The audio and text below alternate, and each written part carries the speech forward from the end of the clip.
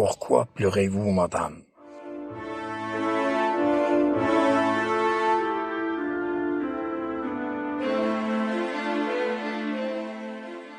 Ce qui m'avait marqué le plus pendant cette hospitalisation en médecine interne, c'était l'ignorance flagrante des ABC de l'hygiène, aussi bien par les patients que par les visiteurs, issus pour la plupart de milieux modestes. Je me rappelle, quand j'avais commencé à me remettre de cette infection urinaire, je buvais beaucoup d'eau et j'avais envie de me nourrir de légumes et de fruits que d'autres choses. Mon ami Abdelkbir, cité précédemment, m'avait apporté un melon Cantaloup, de bonne taille, au moment de sa dernière visite et dont le parfum alléchant circulait dans toute la chambre. J'avais l'eau à la bouche et désireux du goût agréable de ce fruit d'été. Juste après son départ, quelques jeunes malades étaient venus me tenir compagnie, ou parce que j'étais dans une chambre individuelle, avec un matelas de plus inoccupé, là où ils pouvaient se reposer et discuter avec aisance. L'un d'eux, à l'odorat sensible, m'avait fait la remarque en déclarant « Quel beau parfum de melon !» en fixant son regard sur le fruit avec envie. Spontanément, je l'invitai à l'ouvrir. J'avais un couteau et un plateau pour le couper et le servir. Malheureusement, il ignora ma proposition de le laver à l'eau, et les autres étaient d'accord avec lui, sous prétexte qu'il ne lavait jamais les fruits et rien ne leur arrivait. Puis, il le donna à son compagnon pour le découper. Ce dernier n'avait pas cessé de se curer le nez avec ses doigts depuis son arrivée dans ma chambre. Il était hospitalisé pour une hépatite C. Ce jeune homme n'avait même pas pris la peine de se laver les mains. Il coupa le melon en deux et se mit à retirer les graines avec ses 4 doigts. Il cultivait l'intérieur de chaque moitié à l'aide de ses doigts chargés de mucus nasal. C'était dégueulasse. L'envie se muta en dégoût. Je les regardais manger avec amertume. Durant la même période, un jeune homme avec qui mon épouse avait un lointain lien de parenté me rendait visite de temps à autre. Un monsieur très sympa et serviable. Une fois, je l'avais invité à partager avec moi mon déjeuner, un repas traditionnel, léger, appelé saykok, un couscous au babeur. Au lieu de partager le repas en deux, il prit tout le couscous et le mélangea avec tout le babeur, dans le seul grand récipient que j'avais, et se mit à boire directement du bol par gorgées, sans cuillère.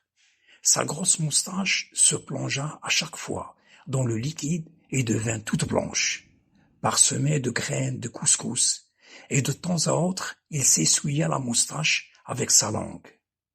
Puis me tendit le bol pour boire à mon tour. Dégoûté, gêné et confus, je m'excusai, en attendant son départ, pour me débarrasser du reste du repas pollué, et attendre le repas du soir. Il ne fallait pas compter sur la nourriture de l'hôpital. Des pages et des pages ne suffisaient pas à décrire ce malheur permanent, ironique et triste. Un matin, vers 10 heures, la dame qui distribuait les repas était venue nous annoncer, avec mon camarade de chambre, qui ne bougeait pas lui aussi de son lit, « Excusez-moi, j'ai oublié aujourd'hui de vous servir le petit déjeuner. » C'était tout naturel de sa part. Je lui répondis, « Vous êtes tout excusée, madame, et merci de nous l'avoir rappelé. » D'habitude, c'était de vieux flacons de sérum remplis de café au lait, de mauvaise qualité, et une demi-baguette de pain, coupée et ouverte à la main, avec une cuillère à café de confiture, et il fallait avoir sur soi un verre pour être servi. Une autre fois, une femme de ménage polyvalente du service d'urologie arriva dans la chambre avec un gros flacon de confiture. Or, le petit déjeuner servi par un service privé ne comportait que du pain sec et un verre de café au lait. Je lui demandai: « Il n'y a pas de confiture comme dans les autres services ?» Elle me dit calmement: « Oui, il y en a. Seulement, je ne veux pas salir votre pain avec cette merde. » Je rétorquai: « Ah, j'ai compris. Vous le gardez pour salir le pain de vos enfants avec cette ordure. » J'en ai des dizaines d'anecdotes de ce genre, dont la plus tragicomique se déroulait au service d'urologie à chaque repas. La distribution était assurée par une récente entreprise privée, semblablement française. J'entendis toujours, à la même heure, midi et soir, une femme de ménage crier, en voyant le chariot des repas arriver: « Amel, Leïla, Saïd, venez, venez, dépêchez-vous, la nourriture est arrivée. » Puis, ils se mettaient tous à cambrioler le chariot de long en large. Aïcha avait assisté une fois à cette scène de razzia et elle avait protesté auprès des responsables, mais rien n'avait été fait. Le même scénario continuait à se dérouler. C'était lors de mon hospitalisation dans une chambre collective de 8 personnes. Un jeune homme poussait le chariot présumé chariot repas hôpital. Sa tenue était de la même couleur bleue de son chariot et portait le même emblème de l'entreprise. Il déclara: « Est-ce qu'il y a quelqu'un qui a besoin de manger ?» Immédiatement, un vieux à la barbe blanche, de la taille de l'un des 7 nains, l'appela. « Viens, mon garçon, viens. » Lorsqu'il s'approcha de lui, le vieux mit dans le chariot une cartouche de lait frais et une boîte en plastique contenant je ne savais quoi. Ensuite, un autre malade se leva de son lit et vint poser sur le chariot les restes de son repas. Puis, un troisième lui donna une pomme. C'était une forme de mendicité déguisée. Le jeune homme poussa son chariot vers la sortie, en remerciant tout le monde. C'était donc ça. Au lieu de distribuer la nourriture, le charretier vint mendier la nourriture auprès des malades. C'était mon épouse qui assurait ma nourriture, et malgré cela, il m'arrivait de sauter un repas, comme c'était indiqué implicitement dans les récits précédents. Une fois, j'étais obligé de m'abstenir de boire de l'eau pendant toute une nuit, en plein été, à un moment où les médecins me conseillaient de boire beaucoup d'eau. C'était un patient qui s'était porté volontaire afin de me remplir les bouteilles vides d'eau de robinet après le départ de mon épouse un samedi soir.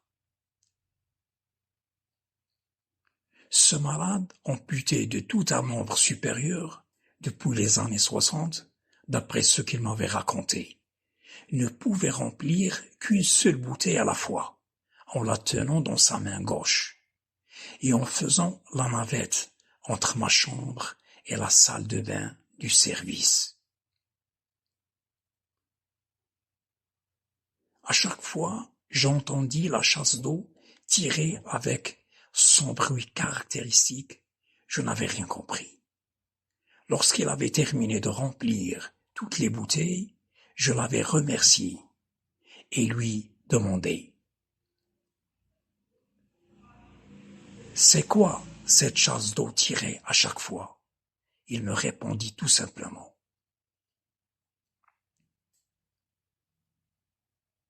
« Les robinets des lavabos sont tous en panne.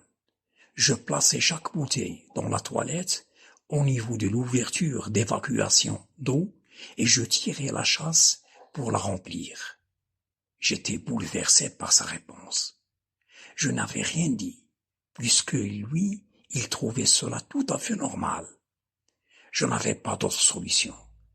J'étais coincé dans mon lit à cause de mon handicap et du flacon de l'antibiotique administré par voie intraveineuse au niveau de mon cou et qui risquait à chaque mouvement de se détacher.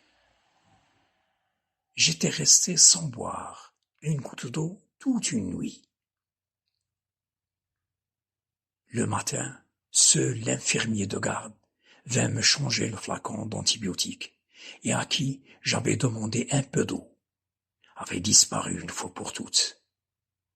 Je n'avais aucune confiance à faire aux malades du service qui fréquentaient ma chambre, parce que j'avais bien réalisé qu'ils s'en foutaient pas mal des règles d'hygiène. Il me fallait attendre l'arrivée de mon épouse vers 12h30 pour assouvir ma soif.